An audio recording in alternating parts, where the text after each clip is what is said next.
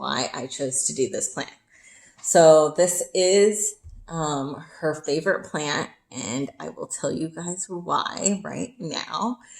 So I just let her choose out of all the plants which one her favorite was, and she chose the Calathea Rufibarba. Yay! AKA the velvet Calathea. So that is the biggest detail about how and why this plant is amazing. And I love it. This is my second Calathea that I ever had. And I literally saw it from across the nursery.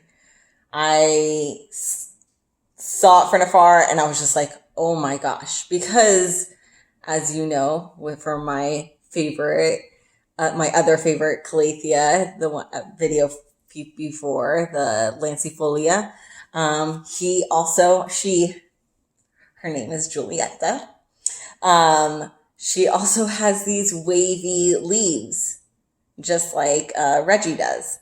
And I just was just like, didn't know what this was. I was just completely drawn to it and ran into it. I've never seen one before, and have only seen it at that nursery once other time, but I haven't really seen it at any other nursery. I don't think this is like rare, super rare or anything, but I have not seen it in very, very many places. And I've not seen it actually like in a 6-inch pot or anything either.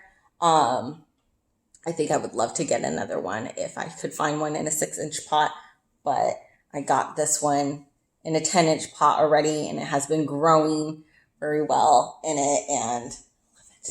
So just on approaching it, it's not like any other Calathea where you have like super intricate, detailed artwork on the leaves. Like, just looks like a plain old green leaf.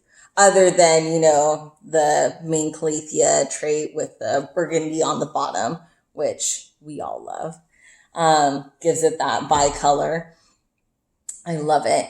And then you look at it and by the looks of it right now, it just kind of looks like kind of a dullard green.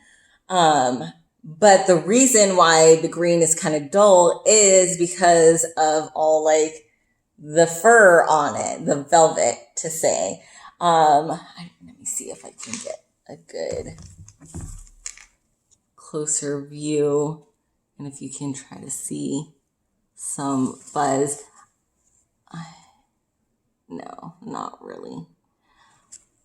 Trust me. And that is the main reason why my daughter adores this plant. As soon as we got it, I was like, touch it. And she hugs it. She like will wrap its arms and love it. It's a cool plant. It's so cool. And it's like a furry friend. I think the other nickname for this is fuzzy leaf Calathea or something like that. So, I've had this for a few months now. She is doing amazing, now. So, like I said, it was my second Calathea, my first being the rattlesnake lancifolia, which I would say is probably the easiest Calathea. Obviously, Reggie was growing like a weed, doing great. Julietta has grown a little bit, but not so much. But as you can see, new leaves and are ready to unfold, one here and a couple back here and inside. So light. As I mentioned before, where I kept Reggie, I keep this one right. I have a Calathea corner. So if you look in the back, the last blind, I always keep shut. That is where all my Calatheas are. So, and I have the patio cover overhead out those windows. They do get a lot of bright light, but it's indirect light because of the patio covering. And I keep just that blind closed because it's directly over them. So I don't want any type of direct light onto them because they will burn. And when I first bought her, I had her right next to the sliding glass door right here. That's usually where I like to do my little like meet and greet with myself and take my little photo shoot of them, because I always like to have a before picture of my plants so I can go back and reference and look at how they've grown, and it just makes you feel more like a mother for them.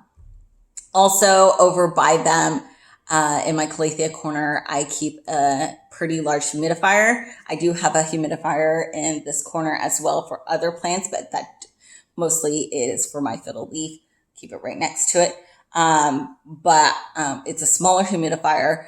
After I got my Rufibarba, I noticed, okay, it needs a lot more humidity. It's not as easygoing as the Lancifolia.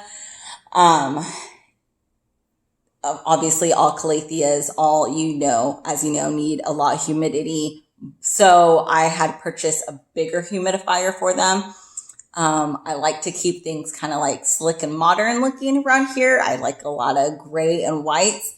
So I wanted to make sure that I got a kind of trendy looking humidifier, but also one that's going to do the deed and actually work a lot, and I don't have to refill super often. Amazon is the best. We almost all have Prime. So I got this one. It is a Ray Drop. It doesn't have a specific like dial where you put in the percentage of the humidity that you need. It's just a on-off switch. I have it all the time, just at the basic, like just turning it on, like, and I feel like it is doing a lot of humidity and just like at the starting knob. Here is the mouth hole. You can get a view of that. I love this. So I've had this as long as I've had Julietta. I ordered this maybe like a few days after I got her with Prime. So I got it shortly after and love it. Love it. And I think it works great. This entire this top half is holding, I want to say it's 1.7 liters. You have a small window to check the water, but if I just notice that the red light is on and it's out of water, then I will refill it. I have a lot of hard water in my neighborhood, so I try to actually do like the water from the fridge, filtered water, so that the calcium doesn't ruin the humidifier as well. Talking about water, my biggest eye opener with the Calatheas, with Julietta, she was the first one where I was like, I've heard this before and it is 100% true. My next thing, Julietta, Calathea Rufibarba. I didn't have such a hard time with my rattlesnake with just regular tap water, but with this one immediately, as soon as I started watering it with just regular tap water, burning. So the calcium and the fluoride and all the minerals in the regular tap water was burning her. That is a huge no-no. Don't even try. I did it 2 attempts and I was just like, oh my gosh, it did a lot of damaging. So, just as you can see, just regular CVS, I just get distilled water. Another little tidbit that I have learned is that I know a lot of people say like, oh, like if once you put like, I've used this up and then put regular water, tap water in it, left it open to dissipate, all the minerals that will come out the opening. Well, this, for people who buy the jugs like this, I don't think this hole is big enough, because I did try that, burnt her again. So as you can see, I just bought a brand new one. I'm going to water her later today because I'm just going to play it safe. Honestly, I'm just going to play it safe and constantly just buy. She's bougie. That's why I named her Julieta. I feel like it's a French name, and she's high maintenance. So Julieta, like, she needs her own special water. So make sure that you guys, when watering, water with distilled water only or filtered water. I'm just going to play it as safe as possible and just get distilled water for now on. Talking about watering. Moisture. You know, we want to keep our calatheas moist. So think a little bit of water as often as possible. So like 2 to 3 times a week during, like, you know, the summer hotter months, and then cut that in half during the winter. I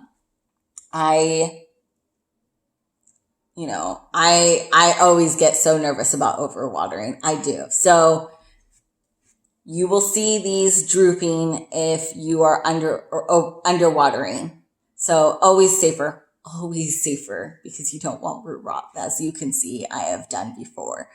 Overwatering it's like we care too much, and damn it, you know, I love too hard, and I just want to make sure I'm on top of the watering, and sometimes it's just too much water. We all make mistakes. But just, you know, make sure, stick your finger in, make sure that, you know, you can feel underneath that it is not wet before you water again. Because if it's already wet, always check before you water. Another cool thing about this plant that I love and Calatheas, which this one does a great job doing. It's so cool, about, you know, prayer plants. They move at night. And because of how large of the size it is and the leaf length, it's super noticeable. And that's what's so awesome about how much the movement is in these. So, you know, they're going to open and close through the day and night. And what's really cool is that when they reopen, they don't in the next day. It's not always going to be in the exact same position that they were, because they'll, you know, like, since they're fighting over the attention and over each other, like laying on top of each other, they can shove each other out of the way and move into different positions. And so it's like, it's never just like a standstill, like it's always going to look the same plant. She always has a new outfit every day. Love it. So, and then as you can see, she is pretty large, way bigger than most Calatheas. She grows to 2 to 3 feet tall. So this is probably, she's grown just a smidge and probably will grow maybe just a smidge more. But I'm guessing like this one right here, I have a couple that I think are like as the tallest as that they're going to get. And if you haven't noticed, because it's kind of like getting into evening now, she's already like closing up already right now. I want to feel like since we've been talking, she's actually already been moving, which is super cool. Feeding, I have only fed her a couple times. Like I said, I've only had her for a few months. So they say 1 to 2 times a month during like during the warmer months. And then I would cut that in half during the winter months. Temperature, she wants to be comfortable just like us. So I'm American, 65 to 75 degrees. That's usually what I just keep my house anyway. So it's ideal houseplant. You know, if you're comfortable, she's comfortable. You know, if you're sweating balls, she's going to probably wilt a little bit from getting overheated. And if you're, you know, needing a jacket inside, you know, she's a tropical plant. She's not going to enjoy the cold. So, you know, just make sure that she's comfortable, just like you would want to be comfortable. So, one of my favorites, I think it is an overlooked Calathea because of, not having the markings or anything, but she's so plain looking from afar, but up close and like you just get to learn her personality, and she has so much more to offer than just her looks, which, just, and it's like having a pet, like she's just a furry little friend. I love her. Okay. But thank you for watching, and I hope you enjoyed.